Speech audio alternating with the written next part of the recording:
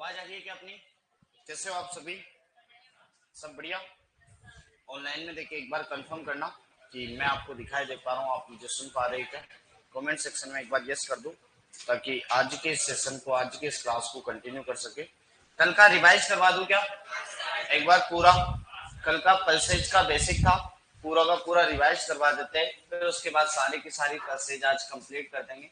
तो देखो पल्सेज का कल जो अपन ने पढ़ा था वो निकालता हूँ कि अगर मैं पल्सेज में अगर आपसे पूछूं कि बताओ कौन से परिवार की सदस्य होती है, तो बताओ कौन सी है?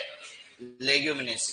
अगर मैं कहूं कि बताओ खरीफ की दालों के गुणसूत्रों की संख्या कितनी होती है, बोलो कितनी होती है? और रबी की दालों की कितनी होती है ना? और बताओ रबी की दाल है जिसके कितने होते हैं नंबर ऑफ क्रोमोजोम? एक तो पल्सेज का, और एक मुझे बताओ आप मुझे कि इसका पुष्प क्रम क्या पाया जाता है, बोलो। चल बताओ, दलहनी परिवार जो होता है किसके स्रोत होती है, बोलो। प्रोटीन की। बताओ पल्स शब्द कहां से आया, और लेग्यूम शब्द कौन सी भाषा का शब्द है? कल का रिवीजन चल रहा है, एक बार मुझे कंफर्म कर दो, कल का रिवाइज करवा देता हूँ, फिर इसके बाद एक एक क्रॉप अपन पढ़ेंगे। बताओ लेग्यूम शब्द कौन सी भाषा का है? बताओ दलहनी में सबसे ज्यादा प्रोटीन किसमें कितना पाया जाता है? चल बताओ अंकुरी दालों में क्या मिलता है? बताओ मूंग की दाल अधिक क्या होती है, इसीलिए डॉक्टर रोगियों को क्या खाने के लिए कहते हैं, बोलो। उड़द में सर्वाधिक मात्रा में क्या? बताओ दलहनी परिवार में कौन सा अमीनो अम्ल है, और मिथ्योनिन की क्या होती है? बताओ सर्वाधिक दालें राजस्थान में कहां पर उगाते हैं, और सर्वाधिक सोयाबीन कहां उगाते हैं, इसीलिए एमपी को क्या कहते हैं? क्या कहते हैं? अगर तुमसे पूछे कि वो सोया राज्य किसे कहते हैं, अगर तुमसे पूछे कि सोया राज्य किसे कहते हैं, तो आपको याद रखना है एमपी। परंतु अगर पूछे सोया जिला किसे कहते हैं, क्या सोया जिला किसे कहते हैं, तो याद रखना इंदौर। क्या याद रखना? इंदौर। और अगर पूछ ले कि सोया सोया स्थान पूछ ले कि सोया स्थान या सोया शहर अगर आपसे पूछे, तो वह होता है जवाहर। क्या होता है? जवाहर। जवाहर नाम की एक जगह है, वहां पर सबसे ज्यादा। तो अगर पूछ सकता है कि सोया जिला कौन सा है, तो वह क्या जाता है? इंदौर। इंदौर एमपी में पड़ता है। फिर देखो अंतरराष्ट्रीय दलहनी वर्ष कौन सा है? 16 है ना। 2015 को क्या कहते हैं? अंतरराष्ट्रीय मृदा वर्ष। 2004 से क्या याद रखना है? चावल। 8 से क्या याद रखना है? आलू। जीवन में साथ किसका जरूरी है? जल का। 2007 क्या होता है? जल का। अंतरराष्ट्रीय जल वर्ष। 2023 जो था वह अंतरराष्ट्रीय कितना? ललित जय श्री चल। बताओ दलहनी परिवार में सबसे पहले वो संकर किस्म किसकी आई थी? क्या नाम था, बोलो। ICPH 8। बताओ कब निकली थी ये? 1991। बताओ बीजोपचार किस विधि से करते हैं?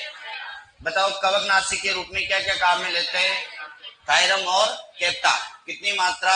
2 से 3 ग्राम मात्रा। बताओ मोठ से क्या बनाई जाती है? बीकानेरी भुजिया। क्या बनाई जाती है? बीकानेरी भुजिया बनाई जाती है। बताओ चने को क्या करते हैं? घोड़ा दाल। अपने रबी की कौन सी दाल भारत में सर्वाधिक उत्पादन होती है, जबकि खरीफ की कौन सी है? अरहर का वैज्ञानिक नाम बताओ। केजनस केजान। चना का वैज्ञानिक नाम बताओ। साइसर एरेंटीना। बताओ मसूर की दाल को किसके बीच में अंतरा सेशन लेते हैं? बताओ एक दाल होती है खेसरी दाल का वैज्ञानिक नाम क्या है?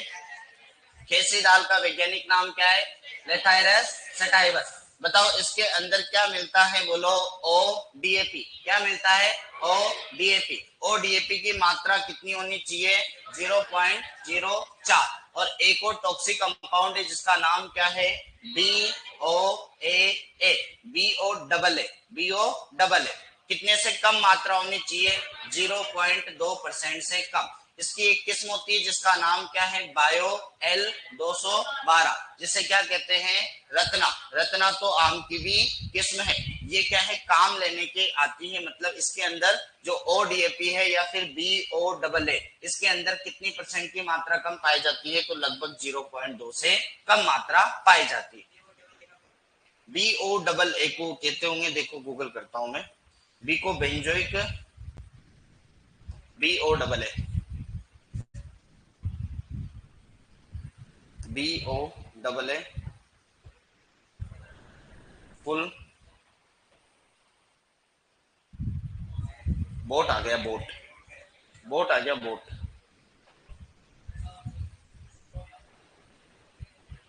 देखो बी का क्या है, खुल जाओ भाई।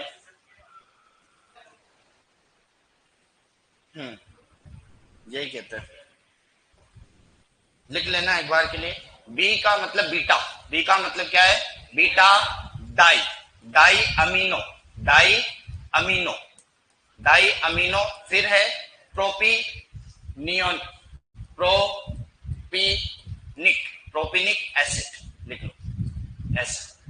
बी का मतलब क्या है, beta di amino propionic acid, लिख लो एक बार के लिए, beta di amino propionic acid, beta di amino propionic acid.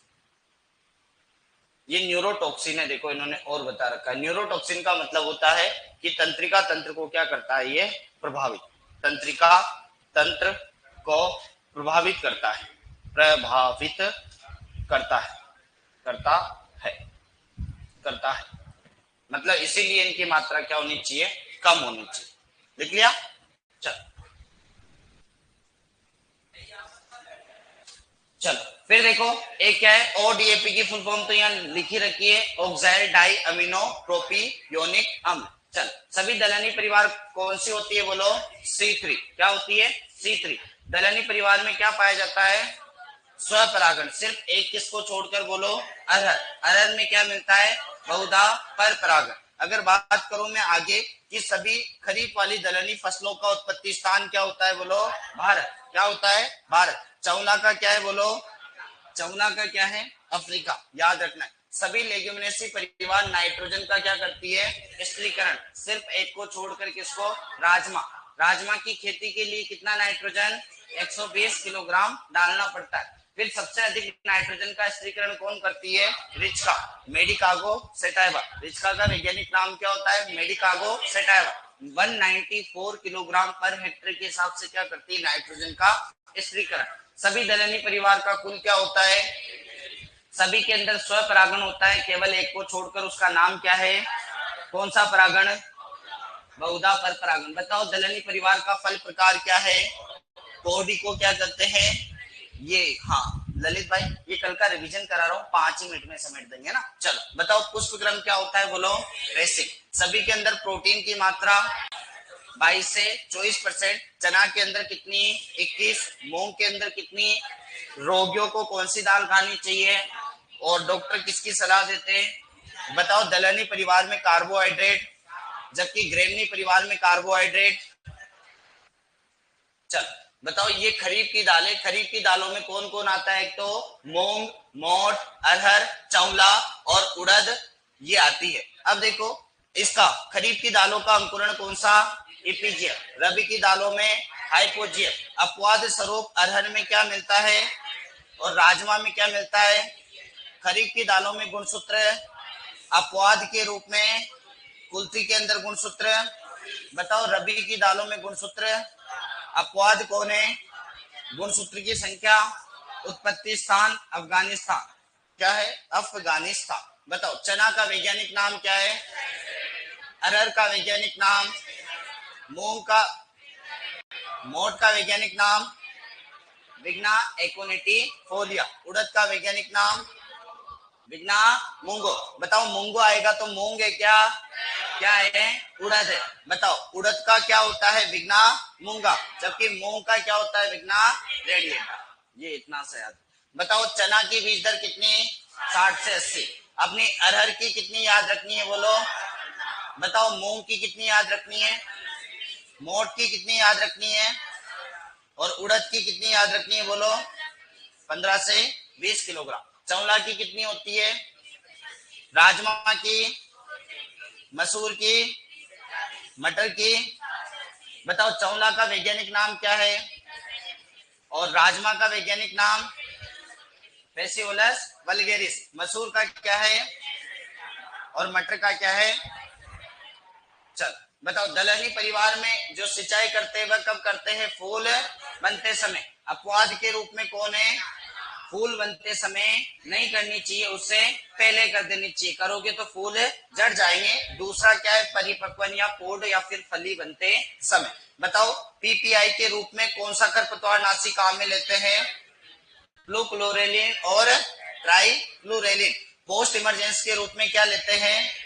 पेंडिमिथाइलिन। और ये प्री इमरजेंसी के लिए, पोस्ट इमरजेंसी के लिए क्या लेते हैं बोलो? क्लोडिनोफॉप। और पोस्ट इमरजेंसी के लिए क्या लेते हैं? क्लेविजोफॉप। फॉप शब्द याद रखना है, क्या याद रखना है? फॉप। सोयाबीन के अंदर क्या लेते हैं? मेट्रीब्यूजिन। क्या लेते हैं? मेट्रीब्यूजिन। बताओ दलहनी परिवार में एनपीके की मात्रा किस रेशो में दी जाती है? 1:2:1। स्टार्टर डोज में क्या दी जाती है? 1:2:2, है ना। चलो दलहनी परिवार में कौन सा पोषक तत्व अधिक डालना चाहिए? फास्फोरस का काम क्या है? जड़ों का निर्माण। जड़ों का निर्माण जल्दी होगा तो नाइट्रोजन का स्थिरीकरण भी ज्यादा होगा, क्योंकि जड़ों में क्या पाई जाती है? गांठे। गांठों के अंदर क्या मिलता है? राइजोबियम जीवाणु। फिर देखो मूंग के अंदर एक रोग मिलता है जिसका नाम क्या है? पीत सिरा मोजेक वायरस। किससे होता है? वायरस से। फैलाता कौन है बोलो इसे? सफेद मक्खी। सफेद मक्खी का वैज्ञानिक नाम? बेमेसिया। बेमेसिया। चल ये तो हो जाता है, ये 2 ही मिनट लगे, 5 ही मिनट लगे, 10 मिनट में कल का सारा क्या हो गया? रिवीजन। अब देखो आज चालू करते हैं चना, है ना। तो चना रेड ग्राम, चिकपी, सारी दालें कंप्लीट कर लेंगे आज, कोशिश करेंगे। तो पहली क्रॉप क्या है? चना। आधी चीजें वही आएगी लगभग, देखो उन्हीं को कंटिन्यू करेंगे। चिकपी। अब चिकपी के बारे में अगर मैं चर्चा करूं कि बताओ जो अपना चना है, चना का वैज्ञानिक नाम क्या होता है बोलो? साइसर एरेंटिना। और यही चीज तुमसे पूछ ले काबुली चना की, तो आप क्या कहोगे? साइसर काबुली का। साइसर काबुली का, काबुली का, काबुली का। याद रखना ये कौन सा चना है? तो ये जो है बेचारा वह होता है अपना काबुली चना। क्या होता है? काबुली चना। काबुली चना का दाना जो होता है ना, दाना, वह क्या होता है? अपेक्षाकृत इससे क्या होता है? मोटा होता है। मोटा होता है तो इसका सीड इंडेक्स, सीड इंडेक्स का मतलब होता है अपने 100 बीजों का भार। कितने बीजों का? 100 बीजों का भार क्या कहलाता है? Seed index. जबकि 1000 बीजों का भार जो कहलाता है वह क्या कहलाता है? बीजों का भार, तो वह कहलाता है टेस्ट वेट। क्या कहलाता है? Test weight. तो इसका दाना मोटा होगा तो सीड इंडेक्स का वजन भी क्या आएगा? ज्यादा आएगा, है ना। अब ये काबुली चना है ना, ये याद रखना है फैलता भी ज्यादा है। क्या करता है? ये फैलता भी ज्यादा है, तो इसकी R इंटू पी भी अपेक्षाकृत क्या लोगे? ज्यादा। जब ज्यादा लोगे तो अपने आप बीज दर भी क्या हो जाएगी? इसकी बढ़ जाएगी। तो बीज दर भी क्या होती है? इसकी ज्यादा होती है। उत्पत्ति स्थान भी इसका क्या है? अफगानिस्तान। तो ये तो थोड़ा सा डिफरेंस मैंने बता दिया। देसी चना, साइसर एरेंटिनम और साइसर काबुली का, ये कुछ ही डिफरेंस है, बाकी सारी चीजें क्या चलती हैं? कॉमन। जैसा मतलब अपने को देसी चना उगाना है उसी प्रकार अपन क्या उगाते हैं? काबुली चना। अगर मैं बात करूं सेकंड, तो बताओ कुल क्या होगा? फेबेसी या फिर लेग्यूमिनेसी या फिर पेपिलियोनेसी, दलहनी परिवार। बात करूं मैं उत्पत्ति स्थान का, तो अपना देसी चना का उत्पत्ति स्थान क्या होता है? दक्षिणी पश्चिमी एशिया। क्या है? दक्षिणी पश्चिमी एशिया। अगर नहीं मिले तो भारत कभी कभी आ सकता है, क्योंकि दक्षिणी पश्चिमी एशिया में ही अपना भारत पड़ता है। याद रखिएगा काबुली चना का क्या है? तो वह पड़ता है अफगानिस्तान। अफगानिस्तान एक का और पड़ता है, क्या आप मुझे बता सकते हैं किसका? है गाजर का भी क्या है? अफगानिस्तान। चल गुणसूत्र की संख्या कितनी होती है देसी चना में? 14। काबुली चना के अंदर कितनी? 16। दोनों की दोनों रबी की दलहनी फसलें हैं, मतलब सर्दियों में उगाई जाती हैं दिवाली के बाद। अंकुरण रबी की है तो क्या है बोलो? हाइपोजियल। खरीफ की दालों के अंदर इपीजियल, रबी की दालों के अंदर हाइपोजियल। खरीफ की दालों में इपीजियल और रबी वाली में हाइपोजियल। हाइपो मतलब ऊपर आ जाएगी, मतलब बीज सही थी क्या आ जाता है? ऊपर आ जाता है, कोटिलेटेड। सिर्फ एक ही अपवाद है अरहर और राजमा, ये दोनों अपवाद ये उल्टा पुल्टा हो जाते हैं। बताओ सभी दलहनी परिवार में क्या पाया जाता है? स्वपरागण। सिर्फ एक को छोड़कर अरहर, अरहर में क्या मिलता है? बहुधा पर परागण। क्या मिलता है? बहुधा पर परागण। क्या मिलता है? बहुधा पर परागण। अनाज वाली फसलों में C3 पादपों के अंदर स्वपरागण होता है, जबकि C4 पादपों के अंदर पर परागण होता है, सिर्फ एक को छोड़कर। किसको? ज्वार। और ज्वार में क्या मिलता है? बहुधा पर परागण। तो दो चीजें तो अपना कंसेप्ट क्लियर हो गया। फिर देखो सभी का फल प्रकार क्या कहलाता है? पोड या फली। मूंगफली भी लेग्यूमिनेसी परिवार का सदस्य है, किंतु उसके पोड का मॉडिफिकेशन कहलाता है लोमेंटम। क्या कहलाता है? लोमेंटम। जबकि इमली भी हालांकि लेग्यूमिनेसी परिवार का सदस्य है, उसका फल प्रकार भी क्या कहलाता है? लोमेंटम। पोड को ही हिंदी में क्या कहते हैं? फली। चल, फल प्रकार, ये पुष्प क्रम क्या कहलाता है? बोलो। पुष्प क्रम कहलाता है रेसिम। क्या कहलाता है? रेसिम या रेसिमोस। रेसिम या फिर क्या कहलाता है? रेसिमोस। अगर पूछे तुमसे प्रोटीन की मात्रा कितनी, तो 21%। चना के अंदर प्रोटीन पूछे तो 21%। मूंग के अंदर प्रोटीन पूछे तो 25%। सभी दालों में 22 से 24%। अगर चने की प्रोटीन पूछे तो कितनी? बोलो। 21%। मूंग की पूछे तो 25%। सभी दालों में कितनी? 22 से 24%। क्योंकि एक एक दाल के साथ सारी की सारी अपन साथ लेके चलेंगे। अगर वसा की मात्रा पूछे तो कितनी है? 4%। वसा की मात्रा कितनी? 4% चने के अंदर पाई जाती। देसी चना जैसे भूरा चना और काबुली चना जिसे सफेद चना कहते हैं, क्योंकि इसका कलर थोड़ा सा क्या आता है? कम भूरा आता है। कम भूरे को अपन कह सकते हैं सफेद। हालांकि बिल्कुल सफेद नहीं आता, कम भूरा। क्योंकि देसी चना तो एकदम ये बेंच का कलर है ना अपना, ऐसा ही दिखाई देता है, बिल्कुल छोटा छोटा सा होता है। जबकि काबुली चने के आपने वो मोटे मोटे चने खाए हैं ना अपन ने, जब कहीं ना कहीं जिम में जाते हैं तब मिलता है ना, चना वगैरह बनाते, तो उसके लिए वो जो चना होता है वो कम भूरा होता है, उसे करते हैं अपन मतलब कह सकते हैं सफेद चना। हालांकि सफेद तो कहना उचित नहीं रहता, पर एज कंपेयर इसकी अपेक्षा तो क्या होता है? थोड़ा सा सफेद होता है। अगर बात पूछे तुमसे वानस्पतिक नाम देसी चना का क्या है? बोलो। साइसर एरेंटिना। जबकि काबुली चना का क्या है? बोलो। साइसर काबुली का। अब बताओ उत्पत्ति स्थान देसी चना का क्या होता है?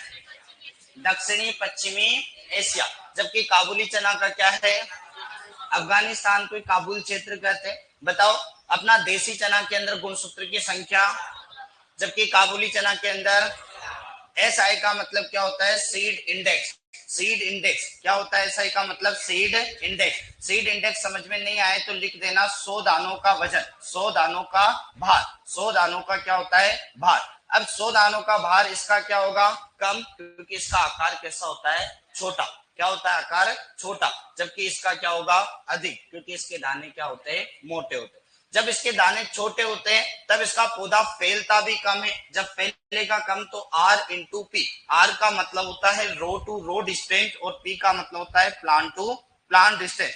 R का मतलब पंक्ति से पंक्ति की दूरी और P का मतलब पौधे से पौधे की दूरी। देसी चना के लिए पूछे तो कितनी? 30 इंटू 10।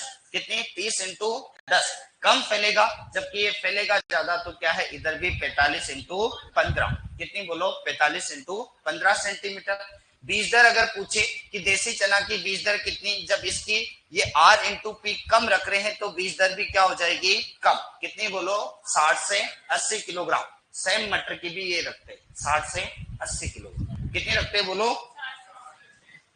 और काबुली चना की R इंटू पी बढ़ जाती है, मतलब पौधा फैलता है। जब आप दूरियां बढ़ा रहे हो, दूरियां बढ़ा रहे हो तो अपने आप अपन क्या कह सकते हैं? बीज दर भी यहाँ पर थोड़ी सी बढ़ जाती है। बढ़ने का कारण यह है कि दूरियां बढ़ती है ना, तो बीज दर घटनी चाहिए, वाजिब बात है। पर वजन तो बढ़ रहा है ना, क्योंकि एक दाना तो छोटा सा, एक दाना तो छोटा सा है और इसका दाना इतना सा मोटा है। इसके दाने में 2-3 दाने आ रहे हैं, तो बीज दर इसलिए बढ़ रही है। दूरी बढ़ेगी तो अपनी कहते हैं कि बीज दर घट जानी चाहिए। घटेगी जब जब दाना एक समान होता है। दाना क्या होता है? एक समान। पर दाना एक समान यहाँ पर नहीं है, क्योंकि यहाँ पर सीड इंडेक्स हमने कह दिया क्या है? कम। जबकि इधर क्या है? ज्यादा। क्योंकि इधर 100 दानों का वजन ज्यादा आ रहा है और उधर क्या आ रहा है? कम आ रहा है। तो इसीलिए बीज दर क्या हो जाती है? बढ़ जाती है। कारण याद रखना, क्योंकि अक्सर उल्टा होता है, जब दूरी बढ़ती है ना तब बीज दर क्या होती है? कम। परंतु कारण यहाँ पर वजन का है, क्योंकि दाना ही मोटा और छोटा है इसलिए।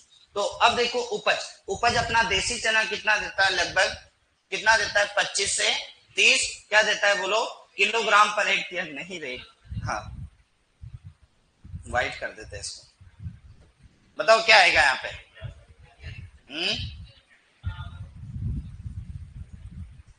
टू लिख देना।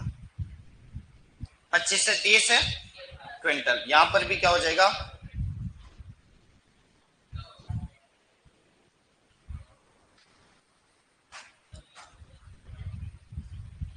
क्विंटल, है ना।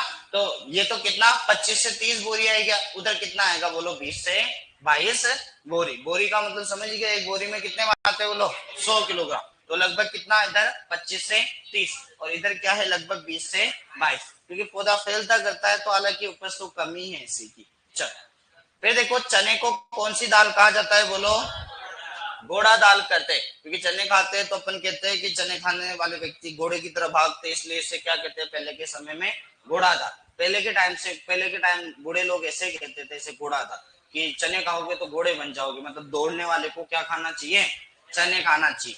तो चने खाओगे तो क्या बन जाओगे बोलो, घोड़े। तभी तेज धावक हमेशा चने खाते। आपने देखा नहीं हो कि जो रेस करने वाले जो रहते हैं ना, उनकी डाइट में अक्सर चना मतलब इंक्लूड किया जाता है। फिर देखो इसकी दाल का उपयोग करने से रक्त क्या हो जाता है, प्यूरिफाई। तो ब्लड के शुद्धिकरण में मतलब रक्त के शुद्धिकरण में कौन सी दाल को काम में लेते हैं बोलो, है चने की दाल। तो रक्त के प्यूरिफिकेशन के लिए क्या काम में लेते हैं, चने की दाल। और चने की दाल को कौन खाने में इंक्लूड करते हैं बोलो, धावक। धावक का मतलब दौड़ने वाले। अब देखो इसकी चने की पत्तियों में क्या होता है एक्चुअल में, देखो मैं बताता हूँ। चने की पत्तियां जो होती है ना, जैसे कोई ये एक प्लांट है, ये प्लांट है, इसमें कोई ये शाखाएं निकल रही है, इसमें तो ऐसे शाखाएं निकलती रहती है ना। अब इसमें क्या है, एक उत्तक मिलते, क्या मिलते हैं, एक उत्तक मिलते हैं, और उत्तकों का नाम है ट्राइकोम उत्तक। क्या मिलते हैं इसमें, ट्राइकोम उत्तक है। ट्राइकोम उत्तक इसमें एक तो मेलिक अम्ल और एक क्या बनाते हैं बोलो, एक तो मेलिक अम्ल बनाते हैं और एक बनाते हैं ऑक्जेलिक अम्ल। क्या बनाते हैं, ऑक्जेलिक अम्ल। मेलिक अम्ल लगभग 96% और ऑक्जेलिक अम्ल लगभग 4% के आसपास बनाते हैं। इसीलिए अक्सर आप कभी चने के खेत में गए हो, खेत में जाओगे और उसकी पत्तियों को जब खाते हैं ना, पत्तियों को कभी भी बचपन में हो सकता है आपने चने के खेत में गए हो और पत्तियां जब नया नया पौधा निकलता है ना, तो अक्सर हम उसकी पत्तियां खाते हैं, काफी अच्छी लगती है, खट्टी मीठी लगती है। तो वो खट्टापन का स्वाद जो आता है ना, वो किसके कारण आता है, मेलिक अम्ल और ऑक्जेलिक अम्ल। किसके कारण, मेलिक अम्ल और ऑक्जेलिक अम्ल। पूछे कि कौन बनाता है, तो एक उत्तक बनाता है जिसका नाम क्या है बोलो, ट्राइको। जैसे अपन ने बताओ मोटर कोशिकाएं किसके अंदर पड़ी थी, बाजरे के अंदर मोटर कोशिकाएं पड़ी थी, स्वयं सिंचित फसल कहते है ना। जबकि ज्वार का अलग मॉडिफिकेशन था कि उसने तो जड़ों को फैलाया, जड़ों को क्या किया, फैलाया, तभी पानी मिला। जबकि बाजरा तो खुद ही पानी दे रहा है, वायुमंडल की नमी को क्या कर रहा है, एब्जॉर्ब। तो याद रखना कि चने की पत्तियों में जो खट्टापन या चने में जो खट्टापन होता है ना पत्तियों में, वो किसके कारण होता है बोलो, मेलिक अम्ल। कितना परसेंट, 96। और क्या पाया जाता है, ऑक्जेलिक अम्ल।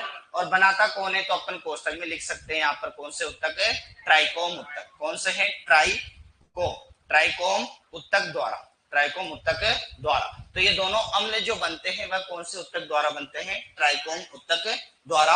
ऑक्जेलिक अम्ल और मेलिक अम्ल का क्या होता है, निर्माण।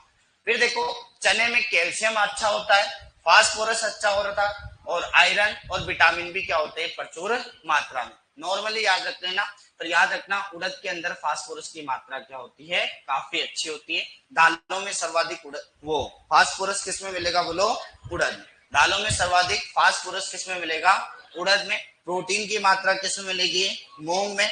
और सबसे कम प्रोटीन मिलता है चना में, कितना 21%। सबसे ज्यादा 25% किसमें, मूंग में। और उड़द में क्या मिलेगा, फास्फोरस, ये याद रखना। और ब्लड के शुद्धिकरण में कौन है, चना। चने के शीर्ष भाग क्या होता है, देखो एक चीज और बताता हूं कि ये जो चना है दो प्रकार, माना कि एक पौधा तो ये सीधी ग्रोथ करता रहे, क्या करता रहे बोलो, ये सीधी ग्रोथ करता रहे। अगर यहाँ पर शीर्ष भाग पे क्या होता है, शीर्ष भाग पर अक्सर ऑक्सीजन की सांद्रता अधिक होती है। क्या होती है, ऑक्सीजन की सांद्रता अधिक होती है। जब ऑक्सीजन की सांद्रता अधिक होती है तो क्या होता है, पौधा, क्योंकि ऑक्सीजन का प्रमुख काम अगर आपने पढ़ा हो ना, तो इसका प्रमुख काम होता है शीर्ष प्रधानता। क्या होता है, शीर्ष प्रधानता, है ना, एपिकल डोमिनेंस। ये क्या करता है, हमेशा शीर्ष भाग को ऊपर बढ़ाता रहता है और पौधे की क्या बढ़ती है बोलो, लंबाई बढ़ती। क्या बढ़ती है, लंबाई बढ़ती। पर पौधे की लंबाई बढ़ाने से यहाँ कोई मतलब नहीं है। क्यों नहीं है, देखो इसलिए नहीं है कि यहाँ पर ये दलहनी परिवार है। क्या है ये? दलहनी परिवार है। और इसकी क्या फैलती है? इसकी आती है शाखाएं। क्या आती है? शाखाएं। शाखाएं मतलब एक तो प्राथमिक, द्वितीय, तृतीय कैसे शाखाएं आती है, और उन्हीं के अंदर आती है फ्लावरिंग। क्या आती है बोलो? फ्लावरिंग। और वो फ्लावरिंग में अंदर होती है वहां पर स्वपरागण। स्वपरागण के बाद उसमें क्या होगी? उसके अंदर होगी फ्रूटिंग। क्या होगी? फ्रूटिंग। फ्रूटिंग मतलब उसके बीज बनेंगे और वही क्या होगा? उसी से मिलेगा उत्पादन। क्या मिलेगा? उत्पादन। अगर पौधा सीधा बढ़ता रहेगा तो मतलब पौधे में एक तो परिपक्वन देरी से आएगा, एक उत्पादन क्या मिलेगा? कम मिलेगा। तो क्या करते हैं एक्चुअल में इसमें चने के अंदर क्या करते हैं कि इसके शीर्ष भाग को हटा देते हैं। क्या करते हैं? इसके शीर्ष भाग को रिमूव कर देते हैं। इस क्रिया को करते हैं निपिंग। क्या कहते हैं बोलो? निपिंग। निपिंग करते हैं। निपिंग या फिर इसे निपिंग हिंदी में जाने क्या कहते हैं? चुटाई। जाने क्या कहते हैं अलग ही, है ना? देख लेना। चल, निपिंग। निपिंग का याद रखना। निपिंग का मतलब होता है शीर्ष भाग को क्या करना है? हटाना। इसको हटाने के लिए क्या करते हैं? या तो खेत में भेड़ों का झुंड छोड़ दो। क्या कर दो? खेत में भेड़ों का झुंड छोड़ दो। भेड़े अक्सर क्या करती है? शीर्ष भाग व मुलायम पत्तियों को खाती है, बाकियों को नहीं खाती। ऐसे नहीं है कि पता चला कि भेड़ ने मूडी बदल लिया कि आज तो पूरा खुदा खाना है, तो वो बात अलग है ना? क्योंकि भेड़ चाल अक्सर आपने सुनी। पहले क्या इंग्लैंड में एक भेड़ क्या है? पहाड़ी पे गई और वो नीचे कूद गई गलती से, तो उसके साथ साथ सारी की सारी भेड़ें क्या है? वहां से कूद गई। तभी तो एक ही कहावत फेमस हुई कि कभी भी भेड़ चाल नहीं चलना चाहिए। मतलब एक भेड़ कूदी, मर गई, तो बाकियों ने दिमाग नहीं लगाया, उसके साथ साथ सारी कूदती गई। ऐसे कहते हैं कि लगभग उसमें 1000 एक भेड़े या 100 एक भेड़े क्या है वहां से कूदी और सभी की सभी मर गई। तो गडरिया था, उसने कहा कि भेड़ चाल जीवन में कभी चलना ही नहीं चली।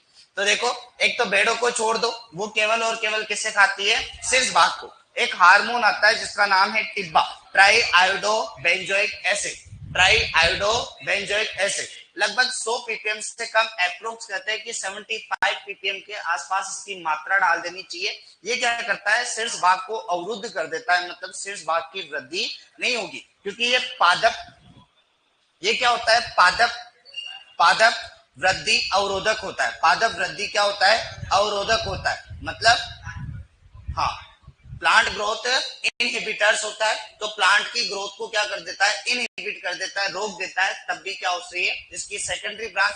उद्देश्य यदि पूछे कि किस लिए कर रहे हैं, तो उद्देश्य आप लोग बता दोगे कि इसकी क्या है? पार्श्व शाखाओं की वृद्धि। कौन सी? पार्श्व शाखाओं की वृद्धि ज्यादा हो, ताकि उससे क्या मिले बोलो? उत्पादन ज्यादा मिले। ये वाला होता है। देखो कहां गया? तो चने के शीर्ष भाग को हटाने की क्रिया क्या कहलाती है? निपिंग। बताओ चने की निपिंग कौन कितने? लगभग 20 से 30। कहा था ना कि अभी नई नई पत्तियां आएगी 20 से 30 दिन में। और कितने सेंटीमीटर की ऊंचाई से हटाना चाहिए? 20 सेंटीमीटर से ऊपर की वो शीर्ष भाग को क्या कर देना है? हटा दे। उद्देश्य क्या है? पार्श्व शाखाओं की संख्या में क्या हो? बढ़ोतरी, ताकि फ्रूटिंग और फ्लावरिंग क्या हो? ज्यादा से ज्यादा। फिर निपिंग क्या होता है? निम्न विधि द्वारा किया जाता है निपिंग। निपिंग का देखो क्या क्या है? एक तो पशु द्वारा। कौन से पशु द्वारा बोलो? भेड़ द्वारा। गाय भैंसों को मत छोड़ देना, वो कोई भी कुछ भी नहीं छोड़े, है ना? एक हार्मोन ले सकते हैं जिसका नाम क्या है? टिब्बा। मात्रा कितनी? 75 पीपीएम। पीपीएम का मतलब क्या आपको पता है? क्या होता है? पीपीएम का मतलब होता है पार्ट पर मिलियन। क्या होता है? पार्ट पर मिलियन, या फिर 10 की घात 6, या फिर किसी भी चीज का 10 लाखवा भाग। किसी भी चीज का 10 लाखवा भाग क्या कहलाता है?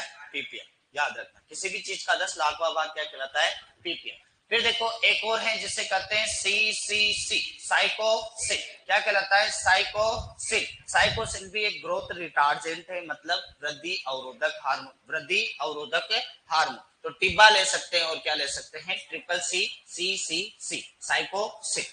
देखो जलवायु एवं मृदा की बात करें तो रबी का आएगा, रबी वाला कंसेप्ट लगेगा। रबी वाले कंसेप्ट में देखो क्या है कि कौन से सीजन की क्रॉप है? बताओ ये रबी की। किसकी है बोलो? रबी की। सभी दलहनी परिवार कैसी है बोलो? सीत्री। सीत्री वाला कंसेप्ट ऑलरेडी क्लियर कर रखा है। सभी की सभी फसलें जो आएगी ना, मुख्यतः सारी फसलें, वो सभी किस में आने वाली है? सीत्री। किस में आने वाली है? सीत्री में। सिर्फ अनाज में C4 आती है। देखो एक तो C3 भी आती है और एक क्या आती है? C4। C3 में जो आएगा वो आएगा कौन? गेहूं। और कौन आएगा? गेहूं, जो आ गया, और जई आ गया और क्या आ जाएगा बोलो, गेहूं, जो, जई और चावल। और बाकी देखो कौन कौन आएगी इधर, मक्का, ज्वार, बाजरा, क्यों नहीं आएगी भाई, तो कहेगा इसलिए नहीं आएगी, मक्का, ज्वार, बाजरा, गन्ना, ये क्या आएगी C4। बाकी सारी फसलें जो कह दो ना वो सारी क्या है C3, क्या है बोलो C3।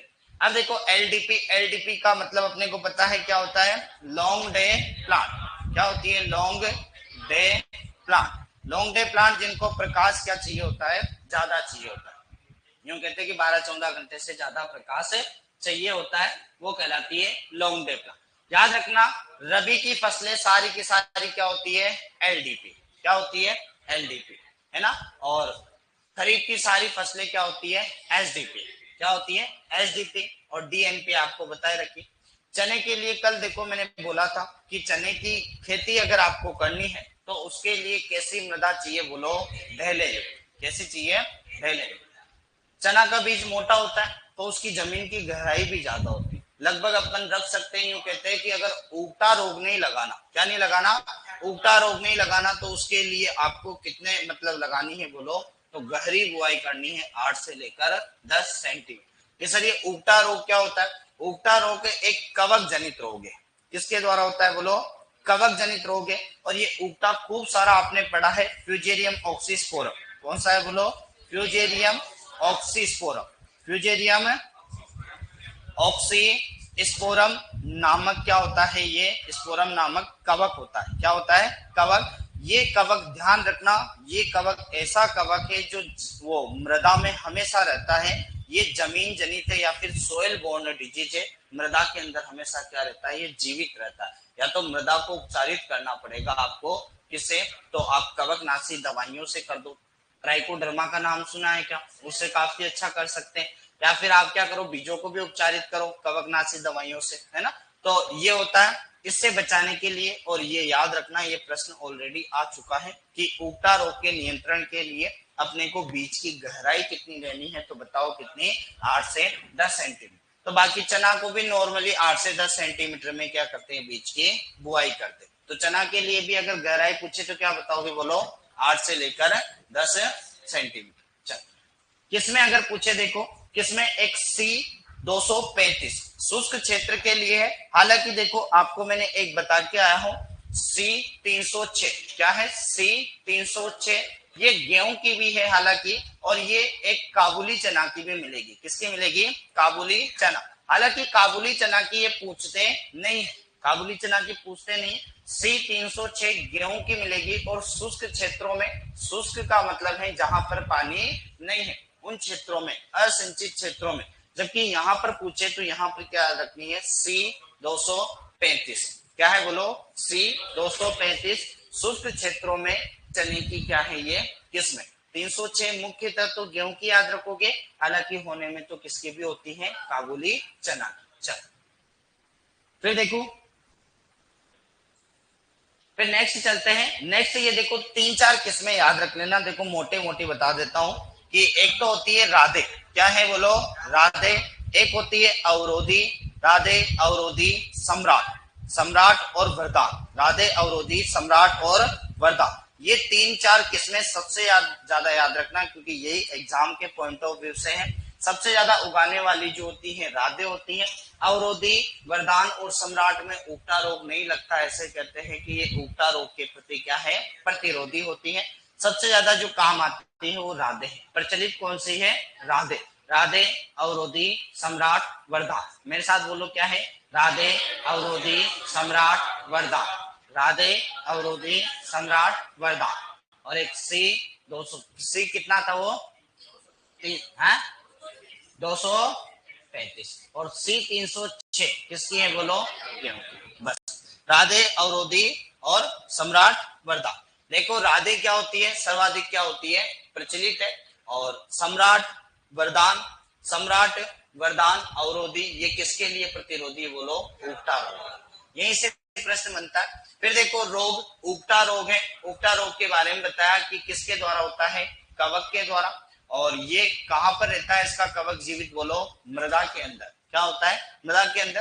आपने वहां पर भी पढ़े होंगे अपने हॉर्टिकल्चर वगैरह में, वहां पे भी तो उगटा पढ़े होंगे। एक तो केला के अंदर पनामा वेट, केला के अंदर क्या पड़ा होगा, पनामा वेट पड़ा होगा, और एक अमरूद के अंदर भी पड़ा होगा उगटा वेट। क्या पड़ा होगा, उगटा वेट। सेम कंसेप्ट है, सेम, क्योंकि ये सारे के सारे उगटा एक जैसे ही, उगटा रोग एक जैसे लगते हैं, क्योंकि कवक द्वारा होते हैं। किसके द्वारा होते हैं बोलो, कवक द्वारा होते हैं, याद रखना। और सिर्फ डिफरेंस ये याद रखना कि यहाँ पर ये अम्लीय मृदाओं में होते हैं और ये यहाँ पर सिर्फ और सिर्फ क्षारीय मृदाओं में होते हैं।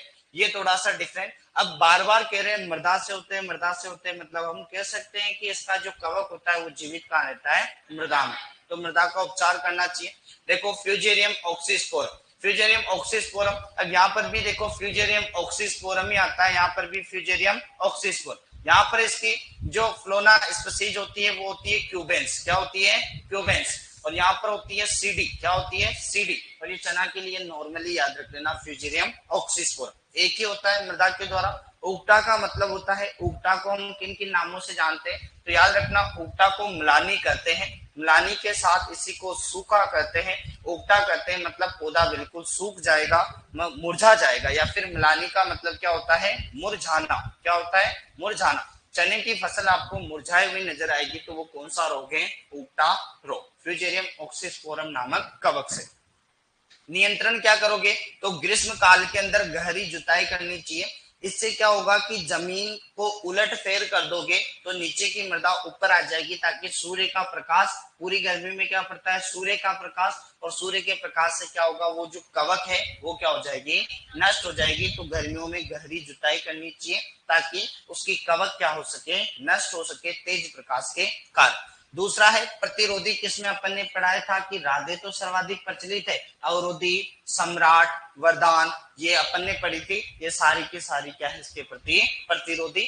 मुख्यतः एग्जाम में एक ही पूछी गई है, क्या, अवरोधी। अवरोध का मतलब रोक देना। अवरोध नहीं कहते किसी भी चीज का अवरोध कर दो, मतलब रोक दो। तो कौन से रोग को रोकेगी बोलो, उगटा को। अवरोध किसका करेगी, ये उगटा रोग का। किसका बोलो, उगटा का।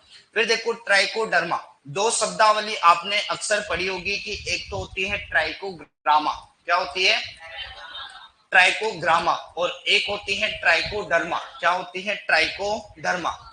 ट्राइकोडर्मा, डर्म का मतलब होता है कवक, तो ये जैविक फफूंद है। ये क्या है, एक जैविक फफूंद है। ये जैविक फफूंद है जो फफूंद का खात्मा करती है, जबकि ये अंड परजीवी है। क्या है, ये अंड परजीवी है, परजीवी है। इसको तो कीटों को मारने के काम में लेते हैं। किसको काम में, कीटों को नष्ट करने के काम में लेते हैं, जबकि इसका प्रयोग करते हैं कवक को नष्ट करने में। किसमें, कवक को नष्ट करने में काम में लेते हैं। याद नहीं हो तो याद रखना, आपने पढ़ा होगा ग्राम। ग्राम मतलब कोई वजन होता है, और आपने एनिमल हस्बेंड्री में पढ़ा होगा अंडा, और अंडे का वजन कितना होता है बोलो, 58 ग्राम के समथिंग होता है, लगभग अप्रोक्स 60 ग्राम के आसपास होता है। तो ग्राम में अंडा होता है, अंडे से याद हो जाएगा अंडे परजीवी। अक्सर अगर कभी दाद, खाज, खुजली, ऐसे दाद वाद हुए होंगे, क्योंकि बचपन में अक्सर अपन क्या है, नहाते धोते हैं तो साबुन दे जाता है, तो वहां पर छोटा छोटा सा वो रिंग वर्म अपने बचपन में खूब हुए, मेरे भी हो जाते थे, क्योंकि नहाते थे ना, तो वो अपन क्या ढंग से नहाते नहीं थे, तो कभी कभी क्या हो जाता है, दाद। तो दाद की दवाइयां जो आती है ना, उसके पीछे हमेशा डर्म शब्द प्रयोग करते हैं। डर्म का मतलब होता है त्वचा, और त्वचा पर लगने वाले कवक जनित रोग। तो डर्म का मतलब क्या रहेगा में, कि डर्म का मतलब त्वचा, और त्वचा पर क्या लगता है, वो रिंग वर्म हो जाता है, वो कवक से होता है। किससे होता है, कवक से। तो इसे कंफ्यूज मत होना, दोनों चीजें याद रखना बस। चलो, तो देखो किसका प्रयोग करते हैं, कौन सा जैविक वो फफूंद है बताओ यहाँ पर, तो उसका नाम है क्या, ट्राइकोडर्मा। क्या है बोलो, ट्राइकोडर्मा जैविक फफूंद का क्या करना चाहिए, प्रयोग करना चाहिए, जमीन में मिला देनी चाहिए। फिर देखो कीट का, कल ही बताया था कि सभी दलहनी परिवार में एक ही कीट लगता है, जिसका नाम है फलीछेदक। क्या नाम है, फलीछेदक। क्या नाम है बोलो, फलीछेदक। तो कीट का नाम एक ही याद रखना, फलीछेदक कहते हैं इसे। क्या कहते हैं, फलीछेदक। फलीछेदक जो फल के मतलब पोड बोरर, अंग्रेजी में कहोगे तो क्या कहोगे, पोड बोरर। पोड बोरर क्या करता है, फली के अंदर क्या कर देता है, छेद कर देता है, फली को खाता है, छेद कर देता है। इसका लार्वा प्रभावित करता है, कौन सा, लार्वा। ये कहते हैं कि दिन के समय ज्यादा प्रभावित करता है। किस समय, दिन के समय प्रभावित करता है। तो इसके नियंत्रण के लिए एनपीवी क्या काम में लेते हैं बोलो, एनपीवी। Nuclear polyhydroxy virus. तो इसके लिए हेलिकोर्पा आर्मीजेरा एनपीवी काम में लेते हैं। एंटोमोलॉजी वाले इसे इस प्रकार से लिखते हैं एनपीवी, HA लगाते हैं। HA का मतलब हो जाता है हेलिकोवर्पा और A का मतलब होता है आर्मीजेरा। क्या होता है? आर्मीजेरा, याद रखना। और एनपीवी का मतलब होता है न्यूक्लियर पॉलीहाइड्रोक्सी वायरस। ये ऐसा वायरस है जो किसे खत्म कर देता है? बोलो, फलीछेदक। चल, ठीक है। फिर देखो कीट का नाम क्या याद रखोगे? बोलो, फलीछेदक। क्या याद रखोगे? फलीछेदक। फलीछेदक का वैज्ञानिक नाम एक बार बोल के बताओ। हेलिकोर्पा। सबसे ज्यादा सक्रिय कब रहेगा? दिन के समय। एक लट आपने देखी होगी जमीन में, कभी खड्डा खोदना, एक लट आती है जो इस प्रकार से पड़ी रहती है, ये तो सफेद लट होती है ना। और इसी ऐसी की ऐसी एक लट और होगी जिसे कहेंगे कटवा। क्या कहेंगे? कटवा। कटवम तगड़ा।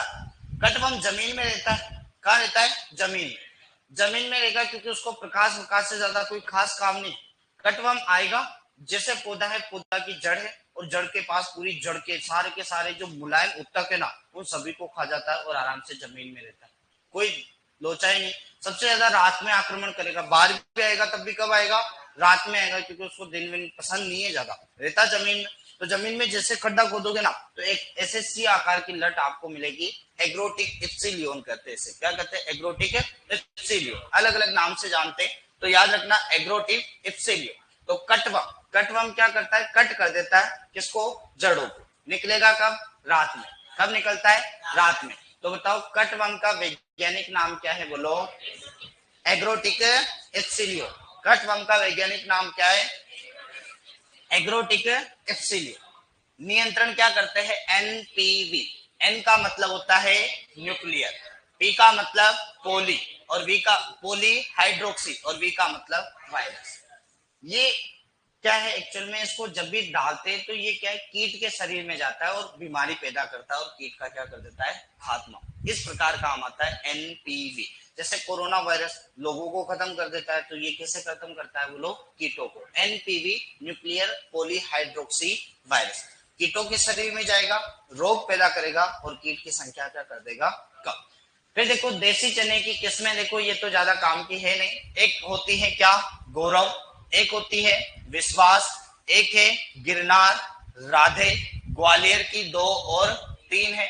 एक उदय है, एक अमर है, एक चाफा T3, JG 62, JG 315, JG 218, Pusa 209। Pusa 209 को याद रख लेना।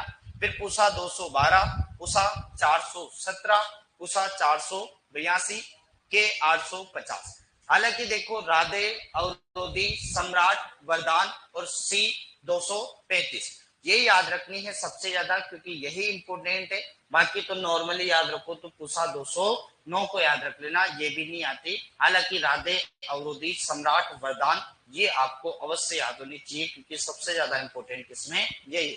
हालांकि किताबों में दे रखी है तो बतानी पड़ती है। काबुली चना में देखो काबुली 4। क्या है? बोलो, काबुली 4। ए का मतलब काबुली 4। इसके सफेद दाने होते हैं, इसके होते हैं सफेद। वो वाले तो सफेद नहीं होते जिसे अपन सफेद दाल ये सफेद चना कहते, वो ये नहीं। इसके तो थोड़े से ज्यादा ही सफेद होते हैं, क्योंकि ये भूरा भूरा दिखता ही नहीं। फिर देखो LCC 32, C104, ये C306। अपन ने कहा था ना कि गेहूं की भी होती है और काबुली चने की भी, पर काबुली चने की पूछेगा नहीं, इसकी पूछेगा अपने गेहूं की शुष्क क्षेत्र या असिंचित क्षेत्र के लिए। एक होती है L144 और L550। तो काबुली चने की तो एक ही याद रख लेना, K4 मतलब काबुली 4, अपने आप ही याद हो जाएगी। K4 का मतलब क्या होता है? काबुली 4। सफेद दाना होता है। क्या होता है इसका? सफेद दाना। अगर इसमें याद रखना चाहो ना, तो ये गौरव विश्वास एक्चुअल में ये क्या है? अपने कहीं ना कहीं दूसरी जगह भी आएगी, यहाँ पर माता पच्ची मत करना। राधे, अवरोधी, सम्राट, वरदान ये याद होनी चाहिए, क्योंकि ये ज्यादा इंपोर्टेंट है। फिर देखो आगे चले, कुछ विशेष किस्में और है। देखो तो यहाँ पर आ जाती है एक JG 62। क्या आ जाती है? JG 62। इसके अंदर देखो ये सबसे ज्यादा 3 शब्द हैं। 3 शब्द में कंफ्यूज मत होना। देखो तीनों शब्द बता रहा हूं। एक तो है संवेदनशील, संवेदनशील, और एक है सहनशील। क्या है?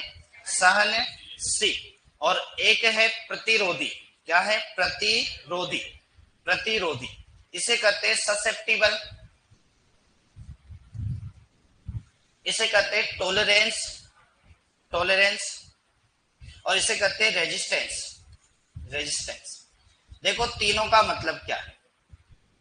तीनों का मतलब एक तो प्रभाव, प्रभाव, और एक नुकसान, नुकसान। समझना, प्रभाव का मतलब उसे प्रभावित करेगी नहीं करेगी। संवेदनशील में माना कि मैंने कहा कि कोई भी चीज, कोई भी पौधा किसी भी रोग या कीट के प्रति संवेदनशील है। इसका मतलब है कि उस पौधे में वो रोग एवं कीट भी आएगा और आने के बाद उसे नुकसान भी करेगा और खूब सारा नुकसान करेगा, तो उसे क्या कहेंगे अपन? उसे कहेंगे संवेदनशील। हमने कहा सहनशील, सहनशील मतलब कोई भी रोग एवं कीट आया तो सही, मतलब प्रभाव तो डाला, मतलब पौधे के ऊपर तो आ गया, परंतु उसने उस चीज को सहन कर लिया, मतलब नुकसान नहीं हुआ, नुकसान नहीं हुआ। प्रतिरोधी का मतलब है कि वो रोग एवं कीट उसके आसपास भटके भी नहीं मारेगा, मतलब वो आएगा भी नहीं। जब आएगा नहीं तो क्या होगा? नुकसान भी नहीं होगा। क्या नहीं होगा? नुकसान भी नहीं होगा। मतलब तीनों शब्द पर तीनों के अलग अलग है कि इसके अंदर आएगा तो नुकसान भी सर्वाधिक होगा, इसमें आएगा पर वह उसकी क्षमता है कि वह उससे क्या कर सकता है? सहन कर सकता है, मतलब नुकसान नहीं होने देगा, है ना। जबकि इसमें तो न तो वो पास आने देगा न नुकसान होने देगा। तो संवेदनशील का मतलब क्या होता है? सर्वाधिक नुकसान होगा, इसमें नुकसान नहीं होगा, इसमें भी नहीं होगा, पर इसमें प्रभाव तो पड़ता है फिर भी। चल तो देखो JG62 के अंदर सर्वाधिक क्या लगने वाला है? निश्चित तौर पर आपके लगने वाला है कौन सा? ऊक्टा विट। तो ये JG315 है, C 235, पंत जी 114। इसमें क्या नहीं लगेगा बोलो? ऊक्टा रोग नहीं लगेगा। प्रतिरोधी का मतलब समझ गए कि इसके अंदर आसपास आएगा भी नहीं, मिट्टी में होगा तब भी इससे कोई प्रभावित नहीं होगा। फिर देखो G5, इस जाति के दाने कौन से रंग के होते?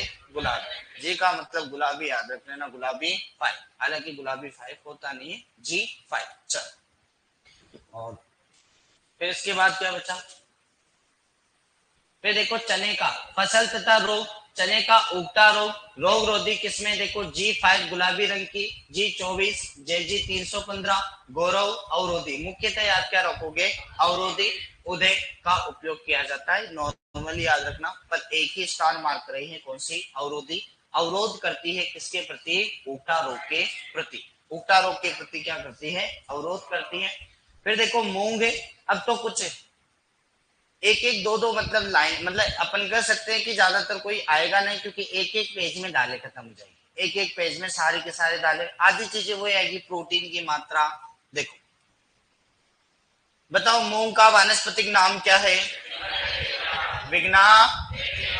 मूंग कौन से रंग की होती है? हरे रंग की। तो इसे क्या कहते हैं? Green gram. कभी कभी इसे क्या कहते हैं? गोल्डन ग्राम, पर याद रखनी अपने को ग्रीन ग्राम। चल बताओ परिवार कौन सा है? लेग्यूमिनेसी। उत्पत्ति स्थान भारत, क्योंकि हमें पता है कि खरीफ की सारी दालें क्या आती है? बोलो, खरीफ की सारी दालें भारत है, सिर्फ एक को छोड़कर। किसको? चवला में क्या है? बोलो, अफ्रीका। अफ्रीका तो ज्वार का भी उत्पत्ति स्थान है और बाजरे का भी उत्पत्ति स्थान है और भिंडी का भी उत्पत्ति स्थान है। चल फिर देखो गुणसूत्र की संख्या हमने कहा था खरीफ की दालों में कितना? 22। सिर्फ एक कुल्थी, कुल्थी में कितने होते हैं? बोलो 24। कुल्थी में कितने? 24। देखो खरीफ की दालों में क्या होता है? इपीजियम। रबी की दालों में क्या होता है? हाइपोजियम। क्या होता है? हाइपोजियम। एक जैसा चलेगा देखो सारों में। फिर देखो सभी दलहनी परिवार में क्या पाया जाता है? स्वपरागण। किसके अंदर? बोलो अरहर। अरहर के अंदर क्या है? बोलो बहुधा पर परागण। बहुधा पर परागण, क्योंकि स्वपरागण का कारण बता सकते हैं क्या? क्लेस्टोगेमी। क्या पाई जाती है? क्लेस्टोगेमी। क्लेस्टोगेमी का मतलब है ऐसा फूल जो जीवन में कभी ओपन नहीं होगा। जब ओपन नहीं होगा तो उसमें हमेशा क्या होगा? बोलो स्वपरागण। क्या होगा? स्वपरागण। बताओ पुष्प क्रम सभी दलहनी परिवार का क्या होता है? दलहनी परिवार का रेसिप। सभी दलहनी परिवार का फल प्रकार क्या है? बोलो पोर। क्या है? बोलो पोर। ये कुछ कॉमन सी चीजें, सारी लगभग वही आएगी। फिर देखो जलवायु। जलवायु कौन सी आएगी, बोलो कौन सा पादप, सारी की सारी दालें कौन सी है, C3, सारी फसलें कौन सी है, C3, सिर्फ ग्रेमनी के ज्वार मक्का बाजरा गन्ना को छोड़कर, याद रखना है ना, ज्वार मक्का बाजरा गन्ना को छोड़कर।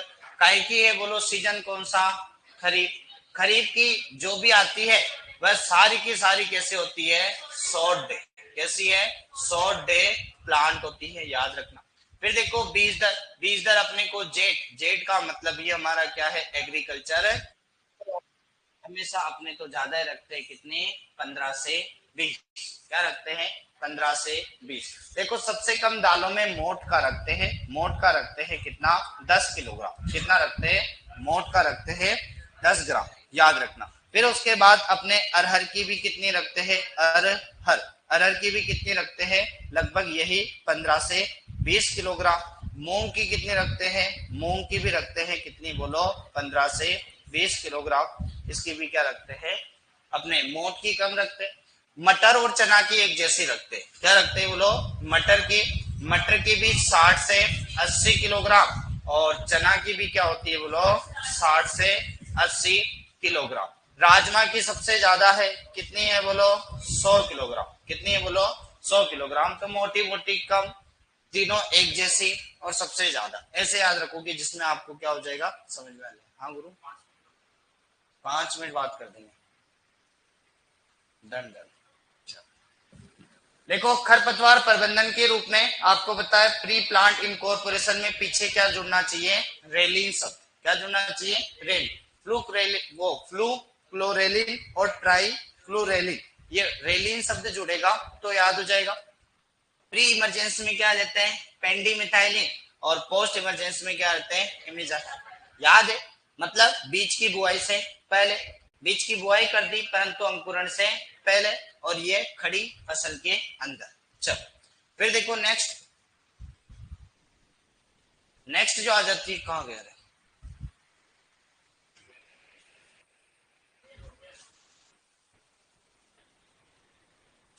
देखो सिंचाई प्रबंधन एक ही है, चना को छोड़कर, चना में फूल आने से पहले, चना में फूल आने से पहले किस में रखना है, तो वह रखना है चना, चना में ढेलेदार मृदा, बाकी सभी दलहनी परिवार में फूल आने पर और क्या बनने पर, कोड बनने पर। उर्वरक प्रबंधन देखो एक ही है, एनपीके की मात्रा कितनी, 1:2:1। एक का मतलब तो नाइट्रोजन लगनी है कितनी, 30 से 40 किलोग्राम, फास्फोरस कितनी रखनी है, 60 से 70 किलोग्राम, और पोटास कितनी रखनी है, 30 से 40 किलोग्राम। चल फिर देखो किसमें, SML 668, पुसा बैसाखी को स्टार मार्क कर लेना क्योंकि पुसा बैसाखी ही इंपोर्टेंट है अपने। चल फिर है दूलिया, फिर क्या है K851। रोग एवं कीट की चर्चा करूं तो पीट सिरा मोजेक वायरस, वो भिंडी में नहीं पड़ा क्या, वायरस करता है, सफेद मक्खी फैलाती है, तो पीट सिरा मोजेक वायरस किससे होगा, वायरस से। फैलाती कौन है, सफेद मक्खी, सफेद मक्खी का वैज्ञानिक नाम बेमेसिया, क्या नाम है, बेमेसिया टेबेसाई, बेमेसिया टेबेसाई। कीट एक ही है मेरे भाई, वो है फली छेदक हेलिकोर्पा आर्मीजेरा, दिन के समय नुकसान पहुंचाता है, एनपीवी न्यूक्लियर पॉलीहाइड्रोक्सी वायरस, सिर्फ आगे लगा देना है HA, जिसका नाम है particular Helicoverpa armigera nuclear polyhydroxy virus, इसका नियंत्रण करता है। खरीफ की देखो किसमें है, जैसे मोहिनी है, वर्षा है, सीला, PS 16, जवार 45, ML 131 और HT 511। पर याद क्या रखनी है अपने को, पुसा बैसाखी, क्या याद रखनी है, पुसा बैसाखी। एक एक दो दो इंपोर्टेंट बताऊंगा क्योंकि किसमें तो किताबों में लिख रखी है तो अपन ने भी लिख रखी है, ऐसी कोई नहीं। फिर देखो जायद की, जायद की यही सबसे ज्यादा काम में आती है क्योंकि गर्मियों में क्या करते हैं, एक तो हरी खाद के रूप में ले लेते हैं, हरी खाद का मतलब समझते हो आप लोग, गर्मियों में उगाते हैं और उसी पे ट्रैक्टर चला देते हैं ताकि मृदा के अंदर नाइट्रोजन स्थिरीकरण करती है और उर्वर क्षमता क्या हो जाती है, बढ़ जाती है। फिर ML5 T44 पुसा 105। फिर देखो खरीफ और जायद दोनों में उगा सकते हैं, वो पंत मूंग है, ये ऑलरेडी आ चुकी है पर ये सबसे आसान नहीं थी उस समय जब आई थी ना, जब सबसे आसान क्वेश्चन था। T44 के 851 आगे। विशेष किस्मों में देखो जलगांव होगी 781, ML 910, जीवाणु पत्ती धब्बा के प्रति क्या है, प्रतिरोधी। प्रतिरोधी का मतलब समझ ही गए, जिसके अंदर न तो प्रभाव पड़ेगा न कोई नुकसान होगा। फिर ML 131, पूसा 101, 105, ये यहाँ पर भी आ गई थी देखो, है ना। ये पीला मोजेक रोग के प्रति प्रतिरोधी किस्म होती है। बिल्कुल सर, एक ही मिनट का बचा हुआ है हमारे भी। ये देखो ये खत्म हो गया। बाकी उड़द कल पढ़ेंगे, उड़द भी ये कॉमन ही है उड़द। ये देखो है, 2 मिनट और लगेगा, नहीं चलो। बाकी ये हमारा 2 ही पेज का बचा हुआ था। चलो बाकी कल कर लेंगे उड़द, है ना। हाँ, ये हमारी दलनी ने टॉपिक, मतलब ये कुछ नया टॉपिक चालू हो जाएगा, है ना कल। पूरा कोर्स ही हो जाएगा वैसे इनके इस वीक में मोस्ट प्रोबेबली है। यार ये पेन ड्राइव कल की हो गई थी क्या? हाँ